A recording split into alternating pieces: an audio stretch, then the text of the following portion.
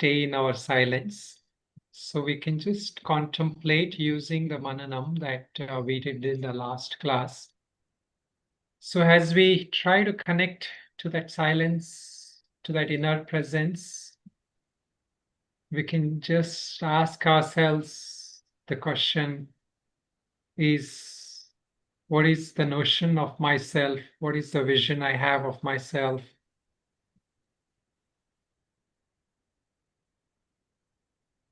Is the life, am I kind of afraid to face life's circumstances?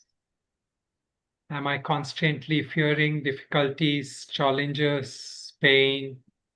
And ultimately, am I fearing death?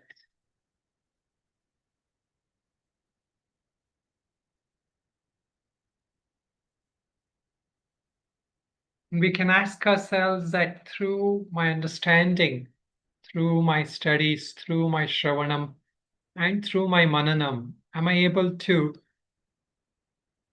have an unshakable vision of myself, meaning something that is nitya, sthanu, achala, which is eternal, immovable, unshakable.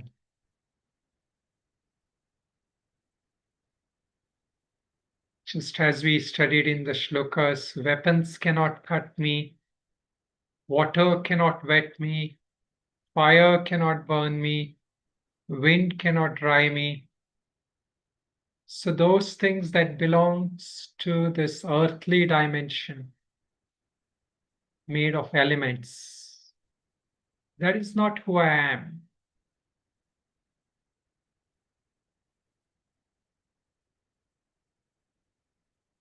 So if I do identify myself as being confined to the body, then it is just for transactional purposes, vyavahara. That is not the reality.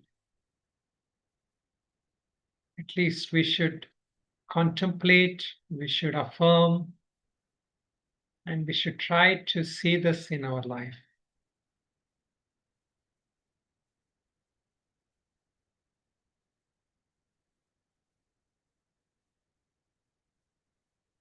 Om Namo Narayanaya.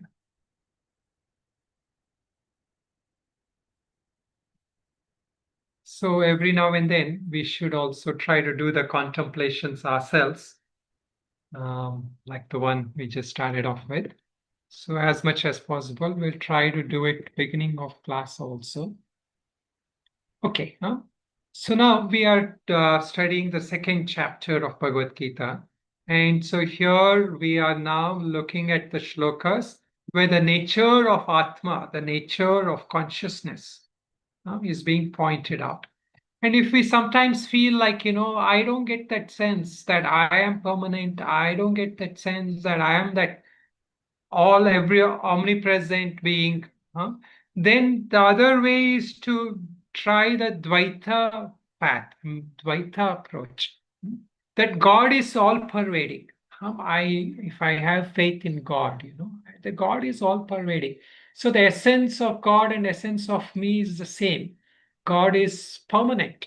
That essence of permanence in God is the same essence that is in me.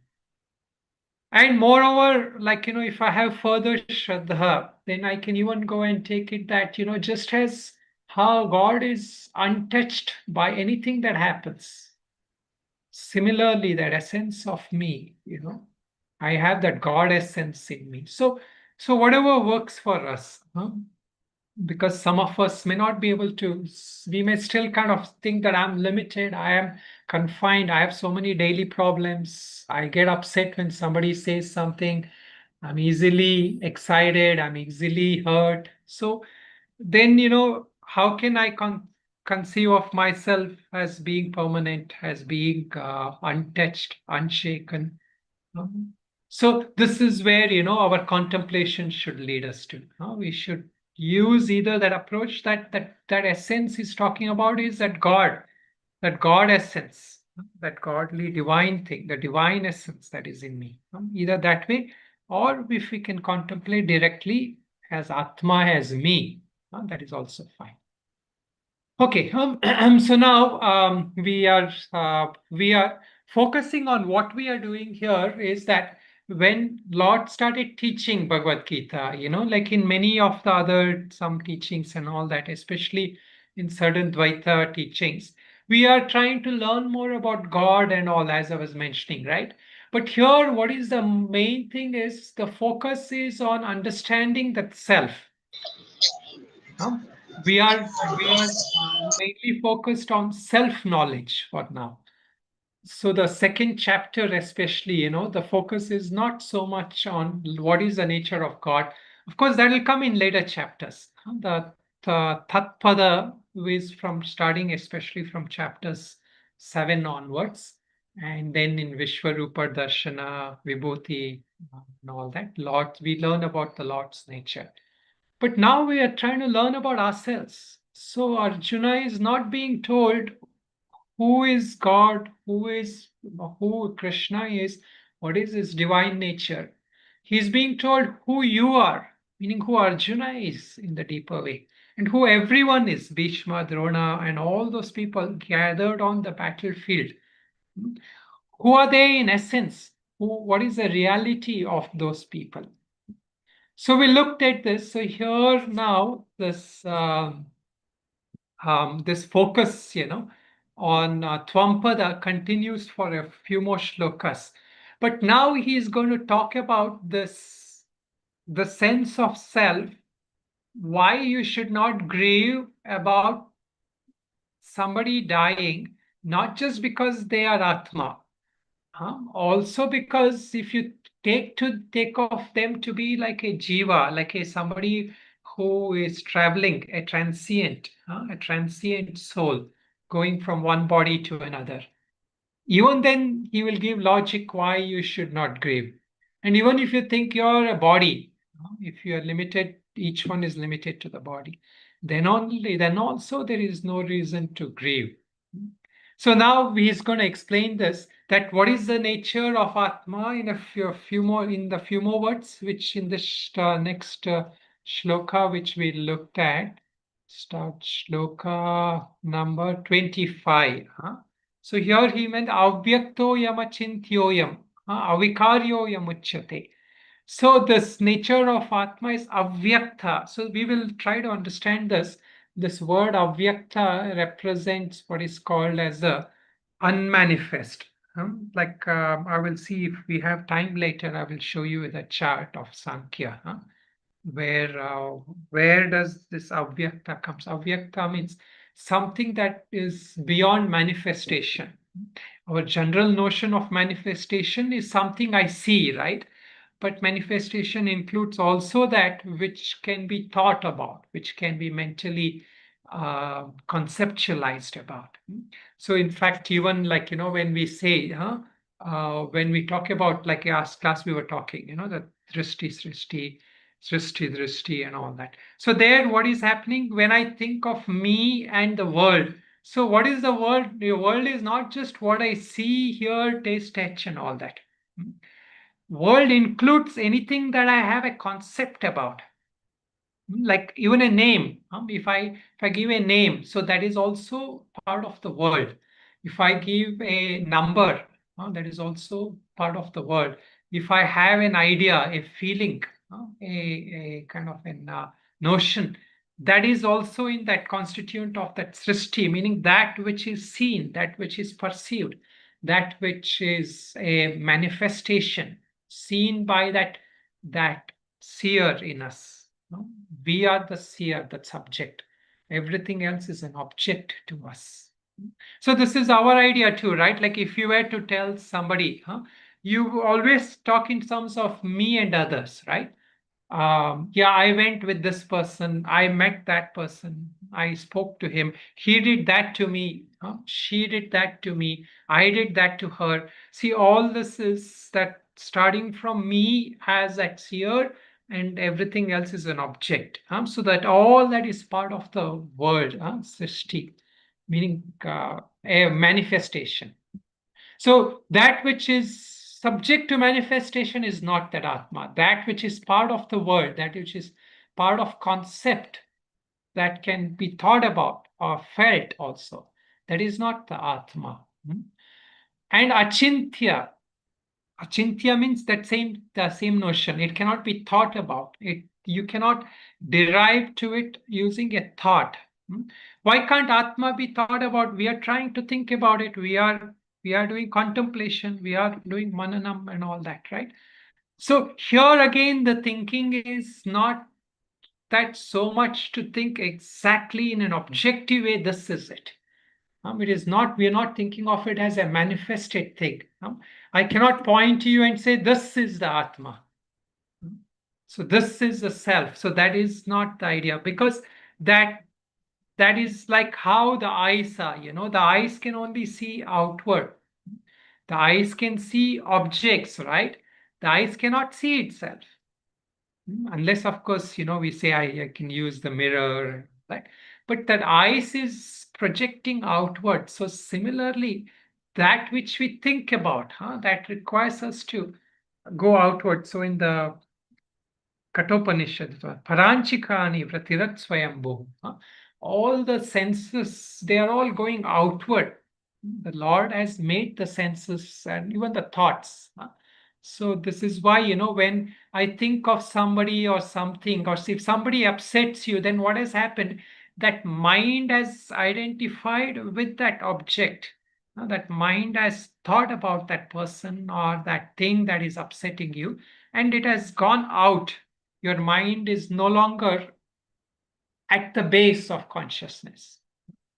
So when one of the practices is this contemplation. We try to keep that mind more and more in consciousness. Whenever I think of anything, especially that which I am attracted to or I hate, then that mind has gone outward to that object, that person, and other things. That mind is no longer centered in that consciousness.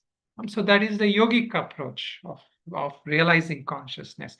You hold that mind all the time in that consciousness. Don't allow it to, even if objects come, you don't invest in that. You are aware that it doesn't kind of go out. That is the tada drishtu swarupe avasthanam in Patanjali Yoga Sutra, that one abides in the nature of consciousness. And then what is the third thing? He says, avikari, that our personality changes, our understanding changes, and hopefully changes for the better. But one thing will never change. What is that one thing that will never change, which remains the same in all our experiences? It is that me as that person who is experiencing it, right? I have to be there. I experienced something when I was 10 years old, and I experience now something as 50 plus years old. So that I has been constant. So that has to remain avikari. It is not modifying. We talked last class about the 6 modifications. Everybody remembers what are the 6 modifications? Thinks everything is subject to 6 modifications. What are they? Asti, Jayate, Vardate, Viparinamate, Akshyate, Vinashyati. Vinashyati, yes, yeah. So we should try to remember that. So there's existence. I mean, something exists. Asti, Jayate, it's born. Vardhate, it grows. And then Viparinamate, it changes, meaning it is constantly undergoing modifications, changing. Apakshiyate, it is decaying, it starts to decay. It grows old, or a tree starts to wither away. And then Vinashyati, it dies, or it is destroyed. So that it is, the Atma is not subject to that. Okay, so now let us look at the other mantras. So now same thing. He's going to talk from a different perspective. But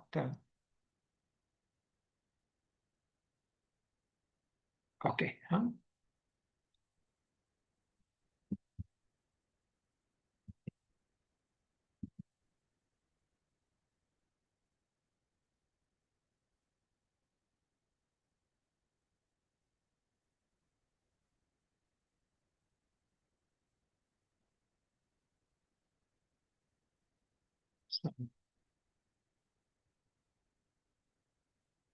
Yeah. Okay. So let us chant these mantras, starting from mantra number 26. Atha chainan nityajatan अथ चैनं नित्यजातं जातं nityam va manyase mritam नित्यं वा नित्यं वा मन्यसे मन्यसे मृतं मृतम् तथापि त्वं महाबाहो तथापि महाबाहो महाबाहो नैवं शोचितुमर्हसि नैवं शोचितुमर्हसि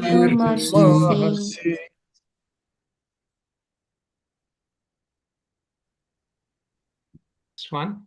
जातस्य हि ध्रुवो मृत्युर् जातस्य हि हि ध्रुवो मृत्युर् ध्रुवं जन्ममृतस्य च ध्रुवं जन्ममृतस्य च तस्मादपरिहार्येते तस्मादपरिहार्येते न त्वं शोचितुमर्हसि न त्वं शोचितुमर्हसि अव्यक्तादीनि भूतानि अव्यक्तादीनि भूतानि व्यक्तमध्यानि भारत व्यक्तमध्यानि भारत अव्यक्तनिधनान्येव अव्यक्तनिधनान्येव तत्र का परिदेवना तत्र तत्र परिदेवना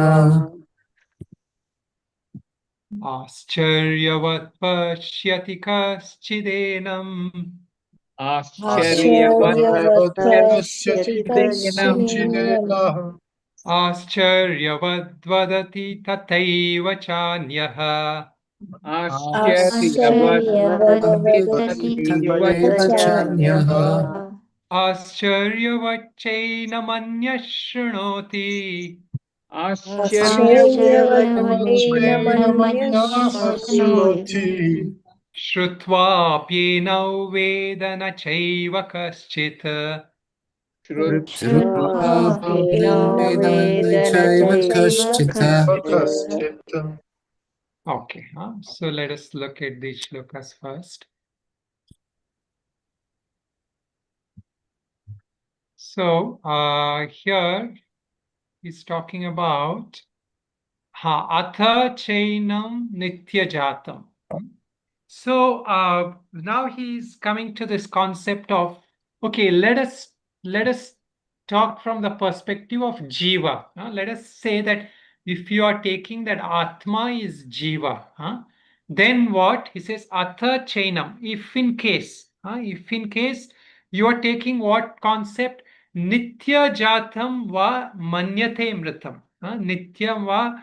So let us say that something is constantly born and constantly dies.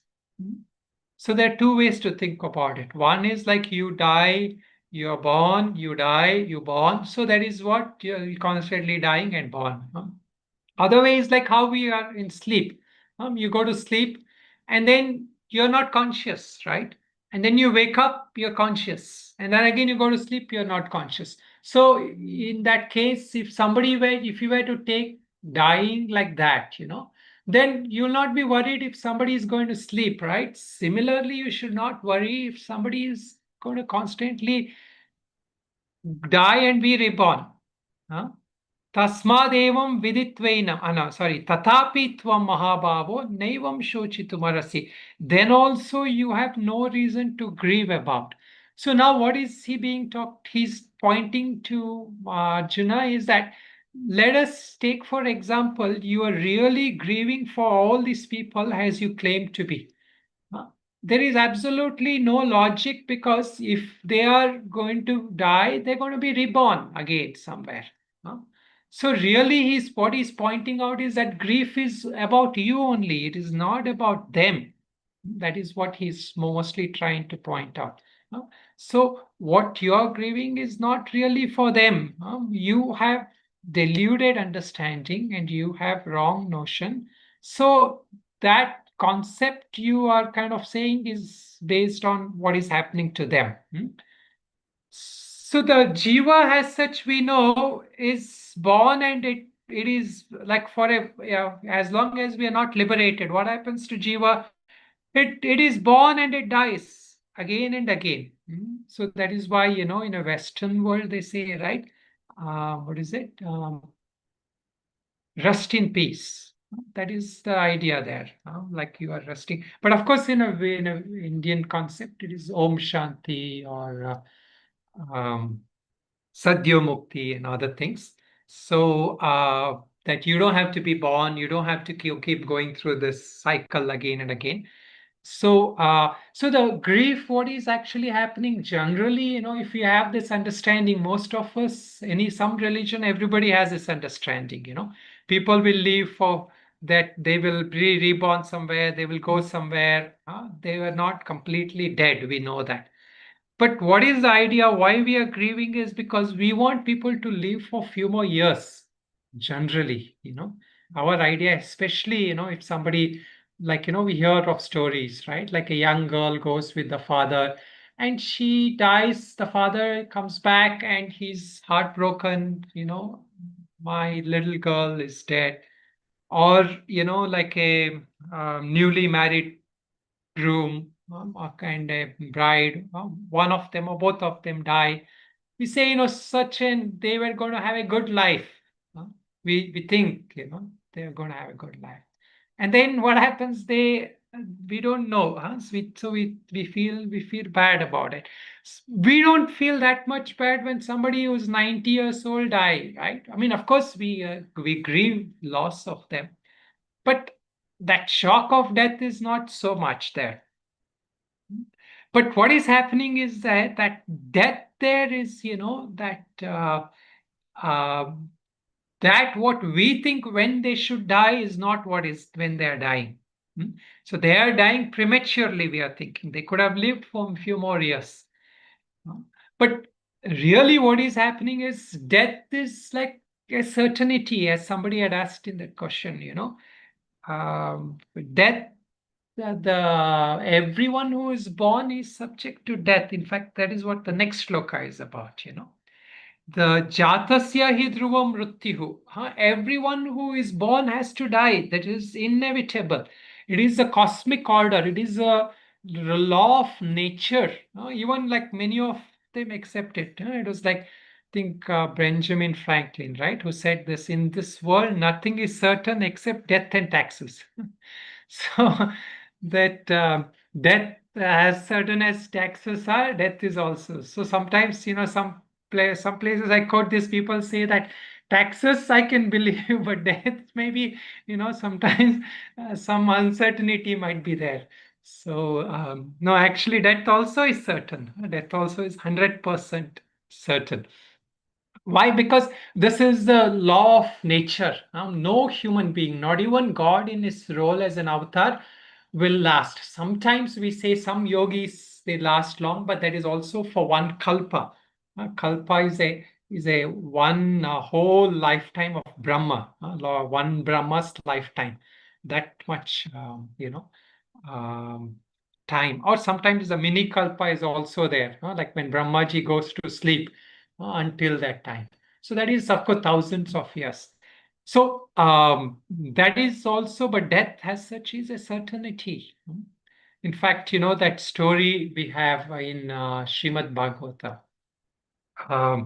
where Parikshit is cursed by that Naga Devata. He curses him that you will die in 7 days.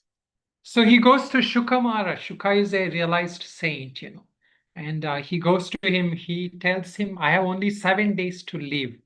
And Shuka Maharaj starts laughing. So he says, I'm telling you such a serious thing and you're laughing. He says that at least you will live for 7 days. I don't know how long I will live. So that much certainty you have that you have 7 days. Meaning like make the most of your life as much as you have. So we say, right, that 3 things in this life we get by God's grace. Durlabham trayame vaitat. Devanugraha hetukam. Manushyatvam mumukshutvam mahapurusha sangraha. This body of a human with the mind and intellect. That is a very rare thing. And the desire to know ourselves, desire to know God, desire to know the higher reality, mumukshutvam, mahapurusha samshrayaha, the association of wise people and scriptures. That in this life we are getting the opportunity to study Bhagavad Gita. So these are all rare things we should make use of. So from that context, that we life is valuable, but at the same time, death is a certainty. The prarabdha, everybody's decided how long, how much things I have. So the prarabdha, we say, that 3 things are certain in prarabdha. Meaning 3 things we have almost no free will or very small amount of free will. This comes in Patanjali Yoga Sutra. What are the 3 things that is destined? Anybody remembers? Of course, one is death. I already told you that. What are the 2 more things? Anybody remembers? Or can guess? Birth. Birth. Good. Birth and death. Where you're born, when you're born, whom you're born to. You didn't choose, right? You don't have choice. Then one more. What is it? Existence itself. But how would we say that when we say existence? Like, what is certain? Changes. Change. Sorry? Change, is it? Change. Change. Okay. So actually, yeah. So this is also the question somebody had asked, is death in our control? So death is not in your control because one of the things is that your life experiences that you have brought in this world, that is not in your control actually. When we say prarabdha, we are not talking about just birth and death. The set of experiences you have come with. You have a quota of happy experiences, a quota of negative experiences. This is a fixed quota we have come with. So as somebody was saying there, number of breath. See, all that are ways to describe this. How long is your life is not exactly like how we can say like this day, this time you will die. It is not like that kind of thing. Of course, there may be, but Shastras doesn't talk from that way of death. It is not like, that you will be born on certain days is for sure you have been born, but you will die on a certain day. That thing is like it is said like people know and all that, but it is also dependent on the quota of your life experiences. If you have had that, then any point you're out of here. So whether you are 2 years old and you have fulfilled that quota with which you come, or you're 150 years old, there is some record, right? Like somebody who will live for 140 or something. So that much years that quota took for that person to complete. So of course that is where we say your negative experiences you're bound to have. So why don't you do tapas? Why don't you do sadhana? Because that way you transmute those negative experiences. But at the same time, that set of experiences you come with, that is fixed. This is the Yoga Sutras and to a large extent too. That is in the prarabdha. So that in a way is also the factor that determines death, when and how one will die. So of course, that we will discuss later if there is time. There is a little bit of element of grace, a little bit an element of purushartha. So the question when we say about, Drishtapala, I will not use that language because we have not discussed that point in this series of classes yet. But everybody knows prarabdha karma, right? Prarabdha karma is that karma which we came in this life with. So if there is this huge box, huge basket, or a huge bucket of water, that bucket of water is a store of all your karmas. And in that one mug, if you take, and you go with that mug somewhere, so that is like the prarabdha. So this life we come with that mug of water. So much we have to fulfill. So that is the prarabdha. Purushartha is your, we can say free will, but it is more the self-effort, that effort you put in this life. So these two are constantly determining our future. Our present is determined by our past effort, and our future is determined by our present effort. So this is that equation, prarabdha and purushartha. So this is the point that he's talking here, in the mantra. So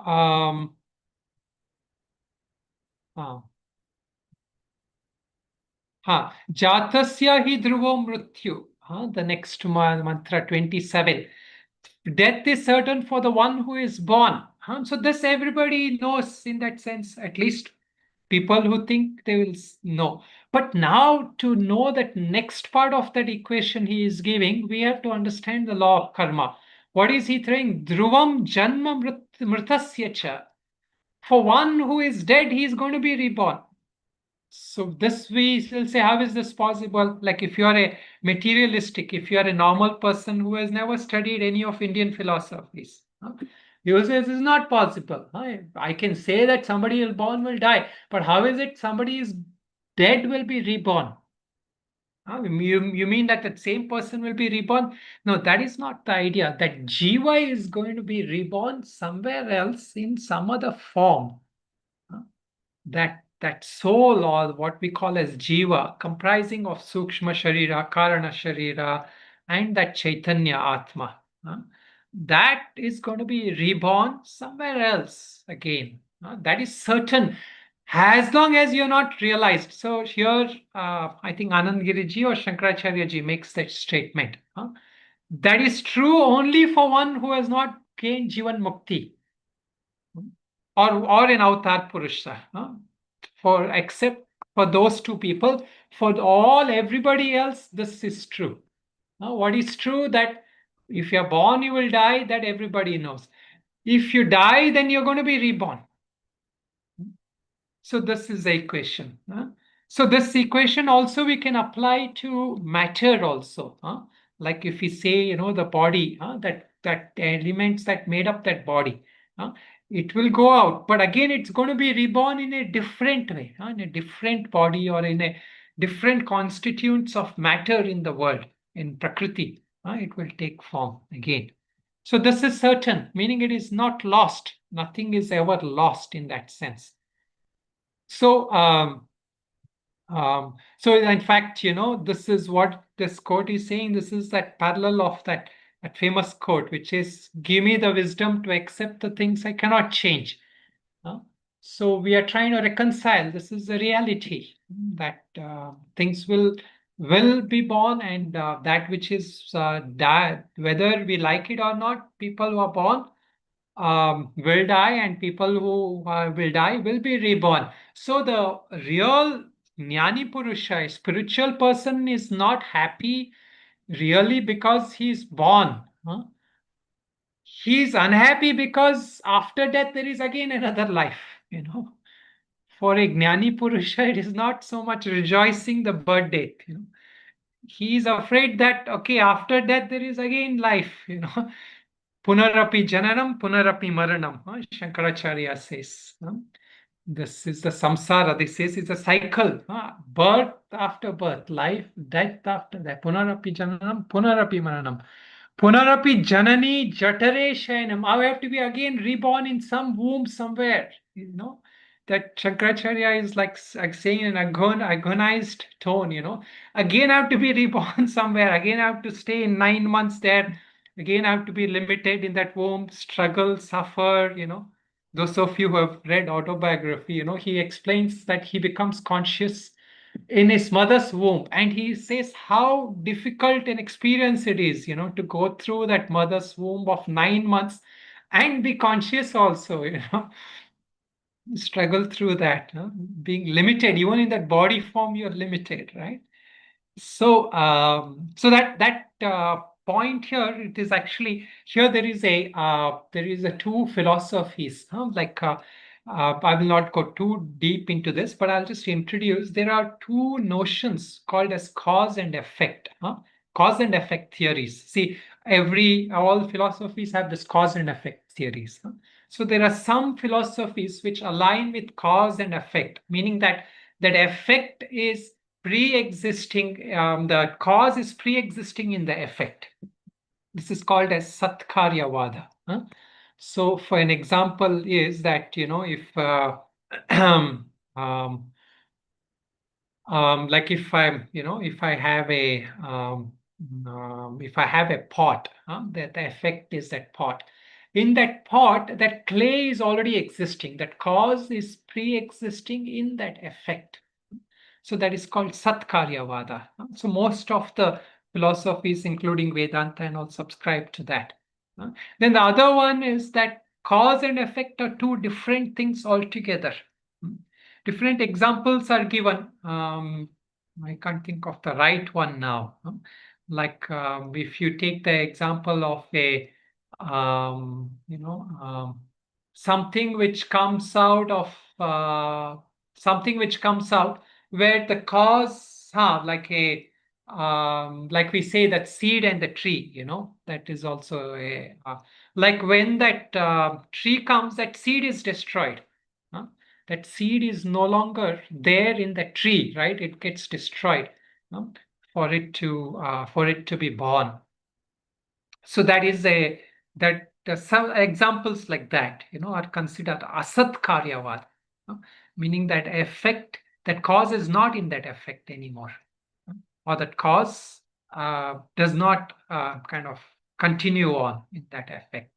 So, these two notions here, this is, the idea why I'm talking about this is that here again, that whatever we are talking about, it just changes form, even if it take from matter perspective.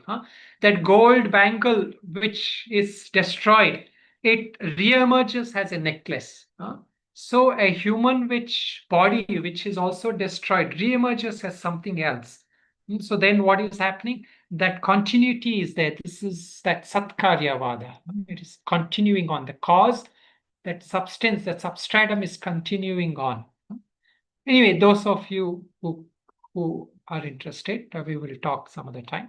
But this is just a way of understanding from Vedanta perspective. Now the 28th sloka, he talks about one more approach. What is the approach? Now he's talked about why you should not give, because the Atma. The second approach is you should not grieve because there is Jiva. If you take Jiva also, you should not grieve because the Jiva will continue on in the journey. Or at the most, it has gone for sleep. It will come back, just as how you go to sleep and come back. That is constant. You don't have to grieve for them. You may be grieving for yourself, but you don't have any reason to grieve for them. Then the third thing, let us take it is body. It's the matter perspective. What happens if it is a matter perspective? This shloka number 28, he explains. Avyaktadhini bhutani vyaktamadhyani bharata avyaktani dananyeva tatra ka paridevana. All beings arise from unmanifest. They manifest in the middle and they return to the unmanifest upon death. So an example is like a glowworm. A glowworm glows, it is in dark, you don't see it. It glows and then it almost, you realize, oh, the glowworm is there. Then it's gone. Then again it's gone back. It's not there. So it came from nowhere, unmanifest. In the middle, it seems to be there, exist, what we call as asti. Then again, it's gone. That darkness again. In again Vedantic language, pragabhava asti pradvamsa bhava. Non absence of absence of pre-existence, absence prior to existence, and the post anterior existence, absence. So these are the, like, there was nothing before, then suddenly something came. So this is how the matter is, right? The 5 elements is like that. They manifest, they come and they go away. So this is where Shankaracharya quotes a Mahabharata shloka.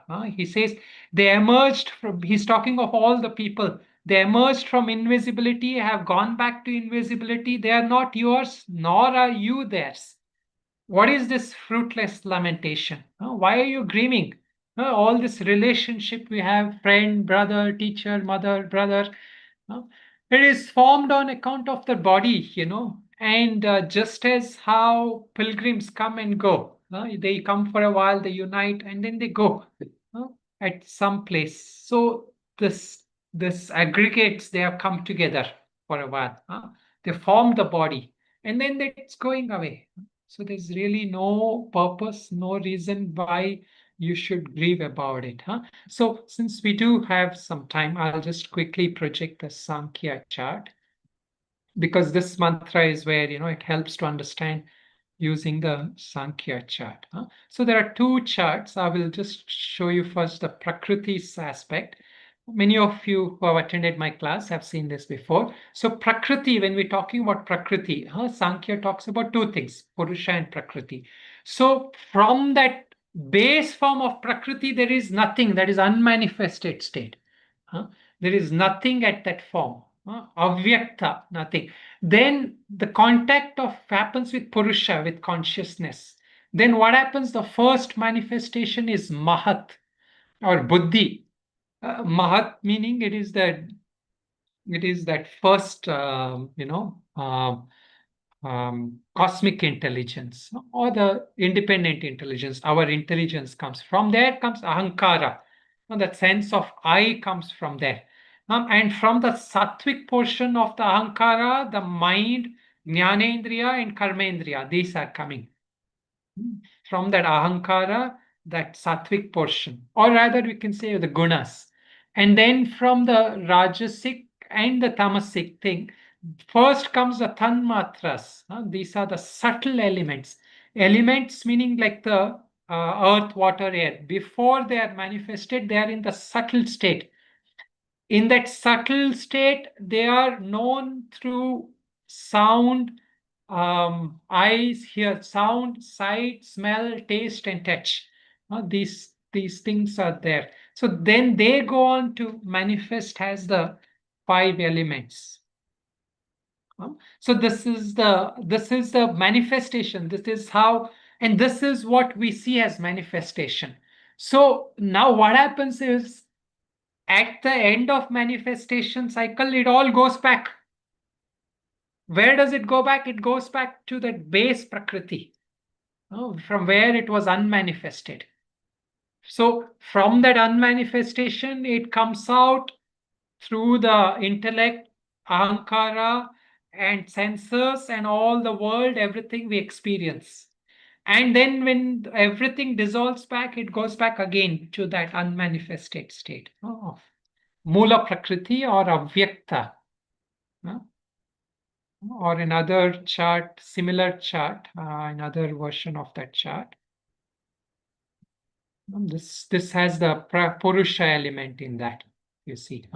So that when that Purusha and Prakriti unite, see that unmanifest, primordial matter, unmanifest is Avyakta.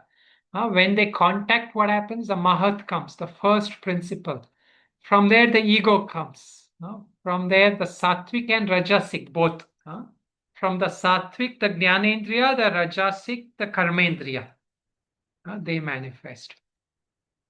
And the Tamasic and the Rajasic combine to form the Tanmatras. And from the Tanmatras comes the Pancha Mahabhuta. So this is how, the Avyakta and the Vyakta is.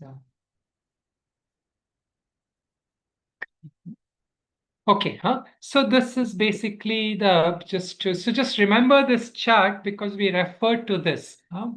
We can maybe at some point share with the group. We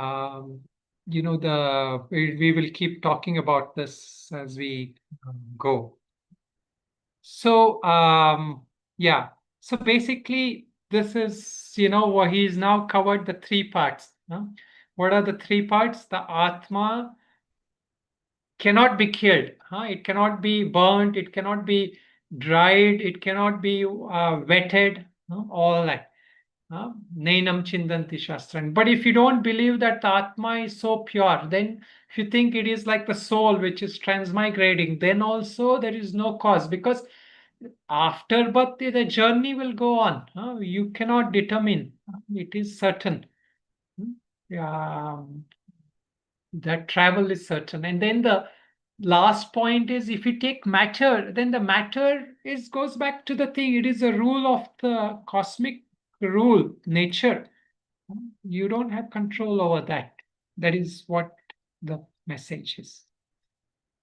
Okay, any questions people have?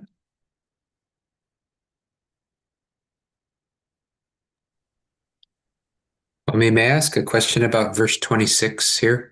Yeah. So if you should suppose this soul to be subject to constant birth and death, even then you should not grieve like this. Why should you not grieve like this? If the soul is so I think what he's saying is, when he says this soul, is he speaking about the jiva or the or atman? No, here it is Atma. No, here it is the Jiva. So starting from Jiva. 26, it's a Jiva. So So 20, basically, sorry.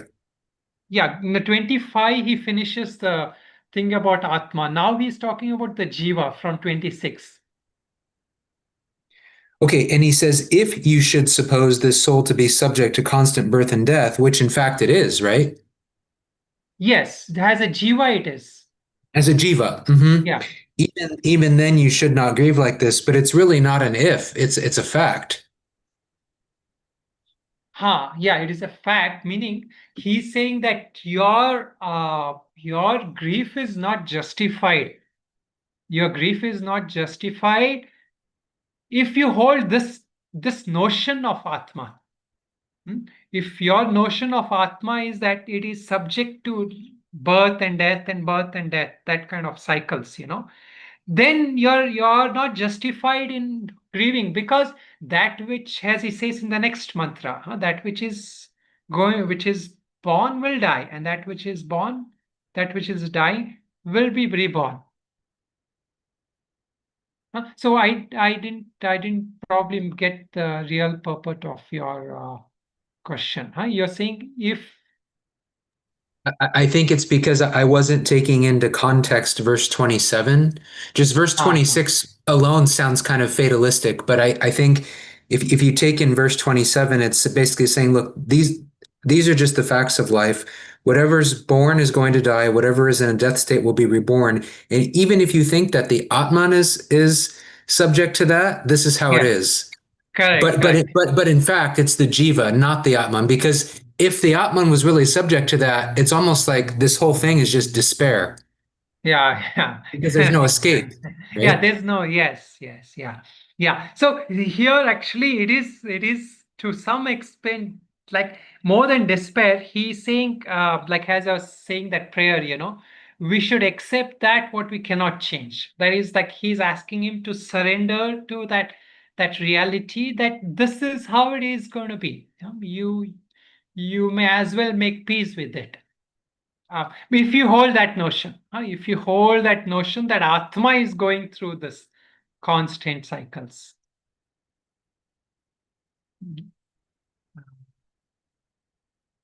Swamiji, Yeah. From where did its notion come that human being lives for 80 to 100 years, or in previous thing it was around 125 years, but this other animals 20 years, 80 years. From where did this notion come from then? You're saying more from a Shastra's point or a worldly kind of point?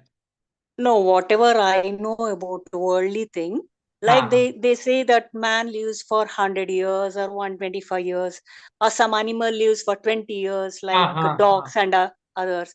And these butterflies live for so many days. Who fixed this, and from what notion this has arrived then? That I am not scientifically qualified to answer where that notion came from. Like it might be, like some researchers have come up and that man is capable of living so long and all that. In fact, in our stories, Purana stories, we hear of humans having lived for 1,000 years and all that. So I think present generation, this is probably what they have fixed. Um, I don't know where that's come from. And that probably also that depends also. They say that if you are in Japan, the age lifespan is longer, right? Like if you are in other countries, developing countries, the age span is shorter. So that is based on the environment, lifestyle. I don't know. That is not exactly my my scope of expertise. Okay, so thank you. Swami, Yeah. it's interesting when you show us the Sankhya charge. I think it's a charge. It's a charge. That the first thing that comes to existence is the mind, Buddhi. Yeah, Buddhi, yes, yeah. And it's really interesting to think that the first thing that comes to existence is the mind. And I think without the mind, there is no world, there is no Maya, there is no nothing. Yeah. This is really interesting. Correct. That is, I think I mentioned this in the last class, from the Sankhya perspective, the Buddhi comes before Ahankara. The Buddhi, meaning the intellect, is there even before that ego comes. From the Vedanta, of course, we say that I-ness is the first thing, I amness. So there they include, in a sense, that conscious aspect of I amness of Buddhi also. But there, Sankhya very strongly says Buddhi is the first thing that evolves from Prakriti. I mean, the manifestation we see when we say the world, I was just telling you what is the world. So the first thing of the world is a concept we start with. So where does that concept come? You wake up in the morning, the first thing you think is, where am I? What am I? So that is the intellect kicks in. And once I heard that this Sankhya charge, it happens all the time. And I think about the thoughts, they come, it's like this meet of Purusha and Prakriti and come to Prakriti once more. Can I say that this from Prakriti to the nature? Yeah. You understand what I mean? Yeah. So you're saying it is coming from Prakriti and going back to Prakriti, is it? All the time, and like the thoughts, it's they more come like to this, exist. Like we are here, this is what we are saying. So from Prakriti, everything goes outward, and then everything either at creation or through realization or individual realization, everything goes backward. So this is the constant creation, dissolution. So here we don't talk of so much of creation and dissolution as in the worldly ways. Everything got destroyed. We just say that Prakriti evolved and it has kind of de-evolved. It has evolved backwards to its original state, primordial state. So in fact, it is good to understand this. Many times people teach Gita without explaining this, but all the language in Gita, Bhagavan has used is from Sankhya, lot of things. So it helps us to understand a little bit of the Sankhya.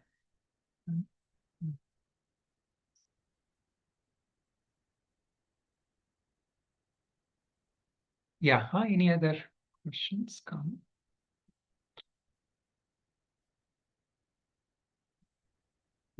Yeah, that question that Shamlaji you had asked, basically I've answered that, but I think Anything else you have in relation to that? No, Swamiji, I understood. Yeah. So Thank you. yeah. So basically there, I think what you mentioned there is like, can Siddha Purusha or somebody you were saying.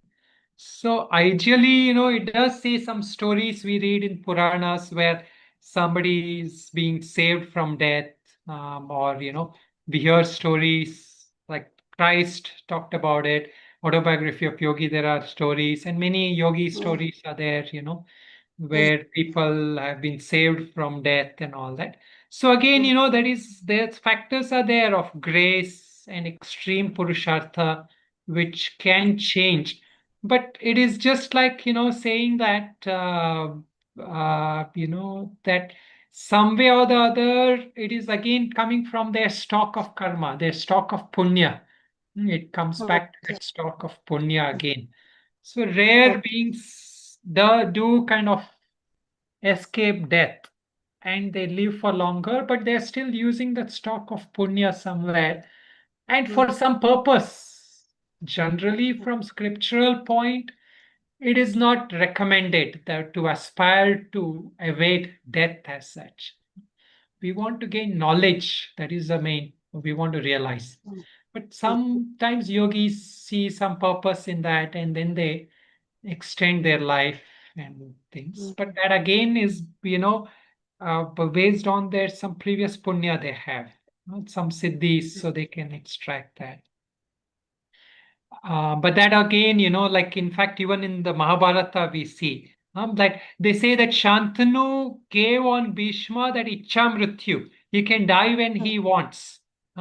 So how is it possible that someone like Shantanu can bestow on somebody that thing that he can die when he wants? So there also Bhishma had that capacity, that capability and all that.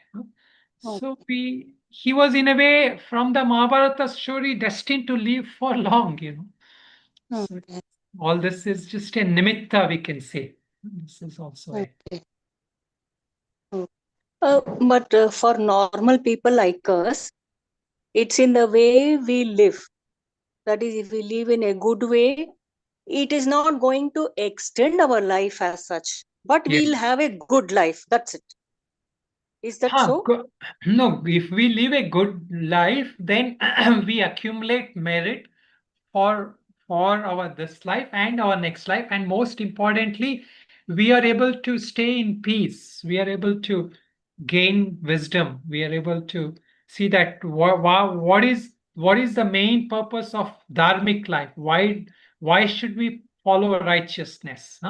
Righteousness, we say, is for punya from a shastra perspective, but righteousness is also the greatest enabler for us to get peace. Yeah. Have peace in our life. When you live in a righteous way, you are at peace with yourself. Your conscience is at peace.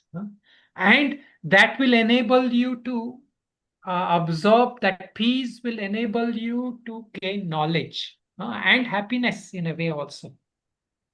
Okay. Ashantasya krita, they say,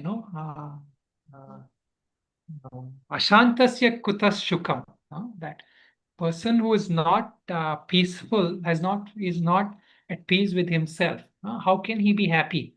It will come later, shlokas. Okay, sir. Okay, we will end it here. Om Purnamada Purnamidam Purnat Purnamudachyate Purnasya Purnamadaya Purnamevavashishyate. Om Shanti Shanti Shanti. Om Namo Narayana. Jai Shri Krishna, sir. Jai Shri Krishna. Namaste.